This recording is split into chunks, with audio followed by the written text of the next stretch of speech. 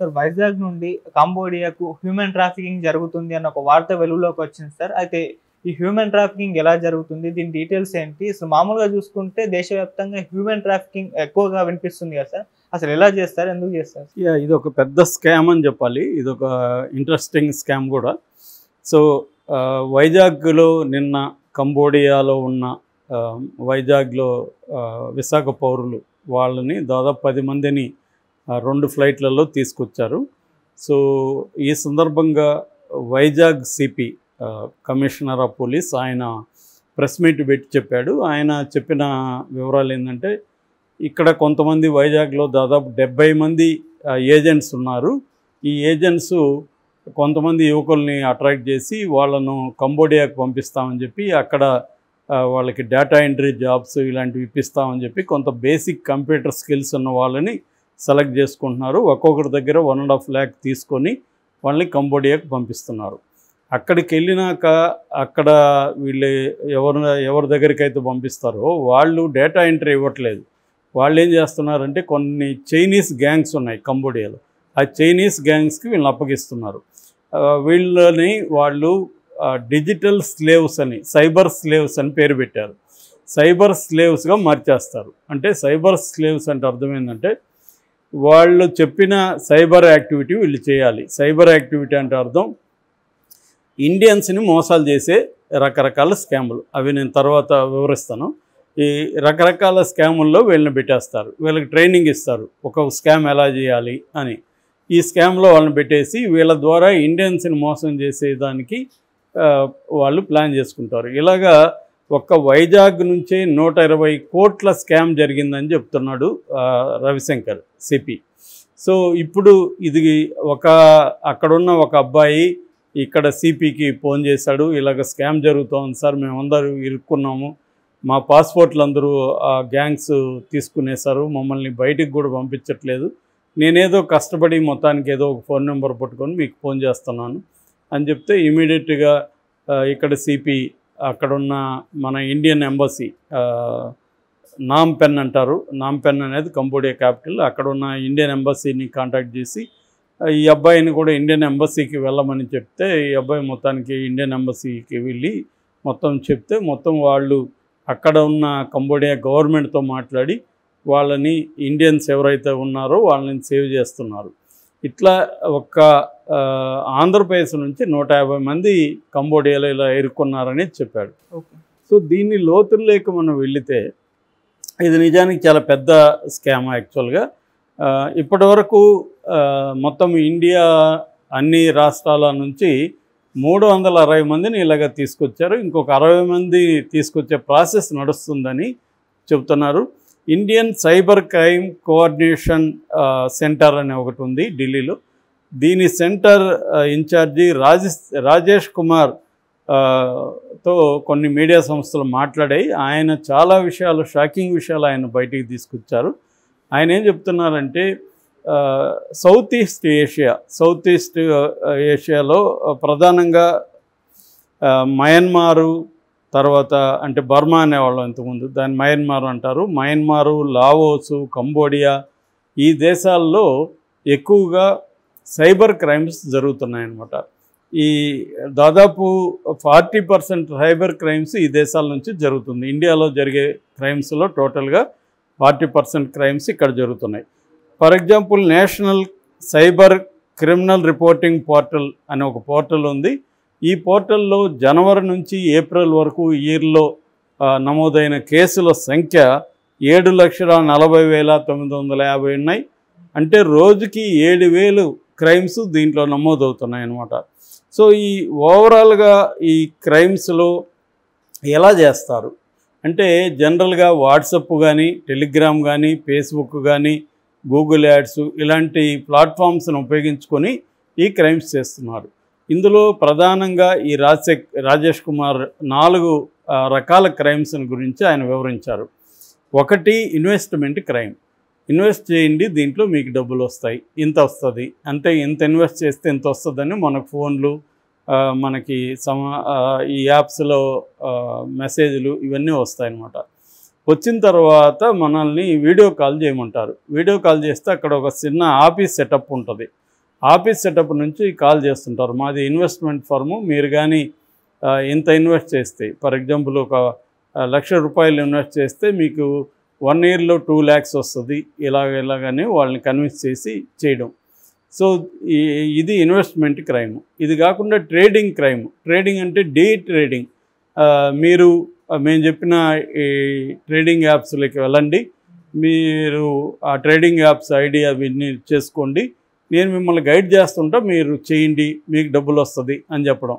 అని చెప్పి వాళ్ళు ఏం చేస్తుంటారని మనం గైడ్ చేస్తుంటారు. ఆ ట్రేడింగ్ యాప్లో మనం వాళ్ళు చెప్పినట్టుగా దీన్ని ఇప్పుడు ఈ షేర్లు కొనండి, ఇమీడియట్గా బై చేయండి, బై చేయగానే దాన్ని ఒక గంట లోపల ఇమీడియట్గా ఇది అమ్మండి, ఇవన్నీ వాళ్ళు చెప్పిస్తుంటే మనం చేస్తుంటాం, మనకి లాభం వస్తుంది.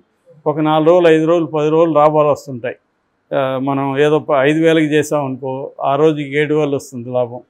సో అంటే 2,000 మనకి మిగులుతుంది 7,000 ట్రేడ్ చేస్తే 5 నుంచి. ఇవన్నీ వాళ్ళకి ఏంటంటే నాకు 30% ఇవ్వాలి మీరు అని చెప్తారు. సో మనకి 2,000 వచ్చింది కాబట్టి 600 వాళ్ళకి ఇచ్చేస్తాం, మనకి ఇంకా 1,400 మిగులుతుంది. ఇదేదో చాలా బాగుంది, గంట పని, ఆయన చెప్పిస్తుంటే మనం చేయడమే, పైగా లాభం వస్తేనే అతను అడుగుతున్నాడు, క్లియర్గా ఉంది కదా అనుకొని ఏం చేస్తాం, మనం ఆ ట్రాప్లోకి వెళ్తాం. మెల్లమెల్లగా ఏం చేస్తాడు అతను, మెల్లగా అమౌంట్స్ పెంచుకుంటూ వెళ్తాడు. సో ఫైనల్గా మనం కూడా అప్పు చేసో ఏం చేసో బ్రహ్మాండంగా వస్తుంది మనకి అని చెప్పి ఒక్కోసారి అప్పు చేసి ఒక్కోసారి ₹3, ₹5 కూడా వడ్డీకి తీసుకొచ్చి, ఎందుకంటే ఇది మంచిగా ఇన్కమ్ ఉంది కదా, రోజుకి డబ్బులు ఎక్కువ పెడితే ఎక్కువ వస్తూ ఉంది. సో అలాగా మనం ఒక 50,000 సంపాదించే వరకు 50,000 1,00,000 సంపాదించుకునే విధంగా అతను ప్లాన్ చేస్తాడు. దాని తర్వాత డ్రామా ఉంటుంది, అసలు సినిమా అప్పుడు చూపిస్తాడు. సో మన దగ్గర 10 లక్షలు 20 లక్షలు పెట్టించి ఒక్కసారిగా మొత్తం డబ్బులు పోతుంది. ఈ డబ్బులంతా వాళ్ళ యాప్కే పోతుంది కాబట్టి వాళ్ళ దగ్గరే ఉంటుంది. ఇది ఒక ట్రేడింగ్ యాప్ స్కామ్ అంటారు దీన్ని. ఈ ట్రేడింగ్ యాప్ స్కామ్లు కూడా ఇలా చేయిస్తున్నారు. మూడవది డిజిటల్ అరెస్ట్ అనే ఒక స్కామ్. ఇది ఇంకా విచిత్రంగా ఉంది. అదేంటంటే ఫర్ ఎగ్జాంపుల్ ఇప్పుడు నాకు ఎవరో ఫోన్ చేస్తారు, ఫోన్ చేసి ఇలాగ మీకు ఒక డ్రగ్ పార్సల్ వచ్చింది, దాన్ని మేము మధ్యలోనే కనిపెట్టి పట్టుకున్నాం, మేము సైబర్ సెల్ నుంచి మాట్లాడుతున్నాం, ఒకసారి వీడియో కాల్లోకి రా అని చెప్పి నన్ను ఫోన్ చేస్తారు. నాకు భయం స్టార్ట్ అవుతుంది. ఏమన్నా మేమెవరు ఆర్డర్ ఇవ్వలేదు సార్, మీరు ఆర్డర్ ఇవ్వలేదని మీరు ఎందుకు ఒప్పుకుంటారు, మాకు తెలుసు, మీరు ఇవ్వకపోతే మీ ఇంట్లో ఎవరైనా ఇచ్చి ఉండొచ్చు, మీ బంధువులు ఇచ్చి ఉండొచ్చు, నువ్వైతే నీ అడ్రస్కి అయితే వచ్చింది, మా దగ్గర ఉంది పార్సల్, ఒకసారి వీడియో కాల్ చేస్తే మొత్తం చూపిస్తూ ఉంటారు. సో వీడియో కాల్లో వాడు పార్సల్ చూపిస్తాడు, అక్కడ పోలీస్ స్టేషన్ సెటప్ ఉంటుంది, అక్కడ మొత్తం పోలీస్ స్టేషన్లో ఉండే వైర్లెస్ సెట్లు వ్యవహారం అన్నీ ఉంటాయి. సో మనం నమ్ముతాం కదా గ్యారంటీగా, లోగోస్ అన్నీ ఉంటాయి. సైబర్ సెల్ ముంబై నుంచి మాట్లాడుతున్నాం లేకపోతే ఇట్లాగా ఉంటుంది. సో మనం ఇంకా వాడు చెప్పినట్టు సరే సార్ నేనైతే చేయలేదు, మరి ఏం చేయాలి సార్, ఇది లేదు నీ మీద కేసు నమోదైతే చేస్తున్నావు, నువ్వు 2 రోజులు ఎప్పుడైనా కూడా ఎప్పుడు కాల్ చేసినా మా టచ్లో ఉండు అంటారు. దీన్ని డీటెయిల్ అరెస్ట్ అంటారు. అంటే నిన్ను ఒక రకంగా డీటెయిల్గా అరెస్ట్ చేశారు, అంటే వాడు ఎప్పుడు చెప్తే అప్పుడు నువ్వు రెడీగా ఉండాలి. ఇలాగా నిన్ను భయపెట్టి నిన్ను ఇప్పుడు మాకు అక్కడ హైదరాబాద్ టీంని కాంటాక్ట్ చేస్తున్నావు, నిన్నైతే ఖచ్చితంగా అరెస్ట్ చేస్తావు, నువ్వు లీగల్గా మరి నీ లాయర్తో మాట్లాడుతావు, ఏం చేస్తావు చేసుకో అని చెప్పి వాళ్ళు ఇంక బెదిరిస్తారు. ఈ బెదిరింపుల నుంచి వాళ్ళల్లో ఇంకొకటి వచ్చి, మా సార్ చాలా కోపంగా ఉన్నారు, మరి ఏదన్నా సెటిల్ చేసుకో, నువ్వు ఎందుకు ఇదని మనతో మాట్లాడు. సార్ మరి ఎట్లా సార్, ఏం చేయాలి మీరు చెప్పండి సార్ అంటే, నేను మళ్ళీ అడిగి చెప్తానని కొద్దిగా టెన్షన్లో పెట్టడం. ఇలాగా దీన్ని డీటెయిల్ అరెస్ట్. ఫైనల్గా మన దగ్గర 1,00,000 2 లక్షలు ట్రాన్స్ఫర్ చేయించుకొని కేసు నుంచి నేను క్లియర్ చేస్తున్నాను, ఇక మీద జాగ్రత్తగా ఉండు, అడ్రస్ ఎవరికి ఇవ్వకు, ఫ్రెండ్స్కి ఇవ్వాలని సలహా ఇచ్చి వదిలేస్తారు. ఇది ఒక రకమైన క్రైమ్. 4వ రకమైన క్రైమ్ ఏంటంటే రొమాన్స్ అండ్ ఇదనమాట సెక్స్. దీంట్లో ఎలా డేటింగ్ యాప్స్ కొన్ని పెట్టుకోవడం, మెల్లగా మనల్ని డేటింగ్లోకి లాగడం, మెల్లగా అక్కడ అమ్మాయిలు మొదలవుతారు, అమ్మాయిలతో రొమాన్స్, ఫస్ట్ చాటింగు, తర్వాత ఆడియో కాల్స్, దాని తర్వాత వీడియో కాల్స్, ఒక్కోసారి డైరెక్ట్గా వీడియో కాల్స్. సో వీడియో కాల్స్లోకి మనం వెళ్ళినాక వాళ్ళు ఫస్ట్ ఓపెన్ చేసి చూపిస్తుంది, నేను ఫస్ట్ టీషర్ట్ తిప్పుతాను, నువ్వు కూడా ఇప్పు అని చెప్పి మెల్లమెల్లగా గేమ్ స్టార్ట్ చేసి దించడం. మన ఎంపీ గోరంట్ల మాధవ్ కూడా ఇరుక్కున్నాడు. సో ఇట్లాగా కేసులు అనమాట. ఇదేమవుతుందంటే ఇవన్నీ తెలియని వాళ్ళకి ఇది బాగానే ఉంది కదా సరదాగా అన్నట్టుగా వీళ్ళు రంగంలోకి దిగుతారు. మెల్లగా మందంతా రికార్డ్ అయిపోయి ఉంటుంది. మంది రికార్డ్ అవ్వడమే కాకుండా మన ఫోన్లో ఉండే కాంటాక్ట్స్ అన్నీ కూడా వాడు లాగేస్తాడు. ఎప్పుడైతే లాగేస్తాడో వాడు అప్పుడు ఏం చెప్తాడంటే, ఇది రికార్డ్ చేశాము, నీ ఫోన్లో ఉండే కాంటాక్ట్కి అంతా ఇది నేను పంపిస్తాను, సో నువ్వు ఇప్పుడు నాకు డబ్బులు ఇవ్వాలి అని బెదిరించడం. ఇప్పుడు మన ఫోన్లో ఉండే కాంటాక్ట్లు ఎవరెవరో ఉంటారు, బంధువులు, ఫ్రెండ్స్, రకరకాల వాళ్ళు, మన ఆఫీస్లో పనిచేస్తే ఆఫీస్ వాళ్ళు అంతా ఉంటారు. ఇవన్నీ బయటికి వెళ్ళిపోతే మన ఇది పోతుందని చెప్పి సరే డబ్బులు ఇస్తానని చెప్తారు. సో వ్యాజ్యం డబ్బులు లాగడం, ఇది ఈ 4 పద్ధతుల ద్వారా కంబోడియాలో అంటే మనోళ్ళని తీసుకెళ్తారు, కంబోడియాలో అక్కడ పెడతారు, అక్కడ పోలీస్ స్టేషన్ సెటప్లో మనోళ్ళని పోలీస్ డ్రెస్సులు వేయిస్తారు, మనోళ్ళ దగ్గర చేయిస్తారు. ఈ స్కామ్ అంతా కూడా మనోళ్ళ దగ్గరే చేయిస్తారు. అంటే ఇప్పుడు వైజాగ్ని తీసుకెళ్లారంటే తెలుగులో మాట్లాడించడం. ఇప్పుడు ఎవడికో తెలుగు అర్థం కాలేదనుకున్నాం సరిగ్గా, తెలుగు ఒక నిమిషం మా ఆఫీస్లో ఎవరైనా తెలుగు వచ్చిన వాళ్ళు ఉన్నారేమో అని చూస్తానని చెప్పడం, ఈ తెలుగు వచ్చిన వాడు అని చెప్పి తన దగ్గర మాట్లాడించడం, ఇలాగా వాడు భయపెట్టడం, ఇలాగా మన వాళ్ళనే అక్కడ చేయిస్తున్నారు. ఇండియాలో అన్ని రాష్ట్రాల నుంచి ఈ స్కామ్ జరుగుతుంది.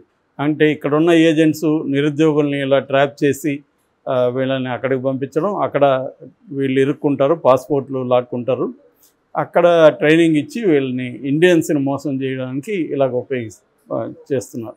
అందుకని కొత్త సైట్లు కానీ దేనికి ఎంటర్ కాకుండా ఉండడం, మన ఇన్ఫర్మేషన్ని ఎక్కడంటే అక్కడ ఫోటోలు తీసి, కొంతమంది మనకు తెలిసిన వాళ్ళు కూడా చాలామంది ఉన్నారు, వాళ్ళు ఎక్కడ భోజనం చేస్తున్నా, ఎక్కడ బయటకు వెళ్ళినా ఫోటోలు తీసి పెట్టేయడం, అందరికీ అందుబాటులో, ఇవన్నీ చేయకుండా రెస్ట్రిక్షన్స్ పెట్టుకోవాలి. మన ఫ్రెండ్స్ మాత్రమే చూసేట్టుకు ఉండాలి. ఎవరినంటే వాళ్ళని యాడ్ చేసుకోకూడదు. యాడ్ రిక్వెస్ట్ వచ్చిన వాళ్ళందరినీ చేర్చుకోవడం, ఇవేవి చేయకూడదు. కొంచెం ఆన్లైన్లో ఏ యాప్లో కూడా మనం అనవసరమైన యాక్టివిటీలోకి వెళ్ళకూడదు. ఎవరు ఏ అన్నోన్ నుంచి ఏ పర్సన్ నుంచి ఎటువంటిది వచ్చినా రియాక్ట్ అవ్వకూడదు, వాళ్ళని బ్లాక్ చేసేయాలి. ఇటువంటి కొన్ని జాగ్రత్తలు మనం తీసుకోవాలి. అట్లాగే మన ఫోన్లో కానీ ల్యాప్టాప్లో కానీ అన్నిట్లో కూడా యాంటీవైరస్లు సాఫ్ట్వేర్లు వేసుకోవాలి.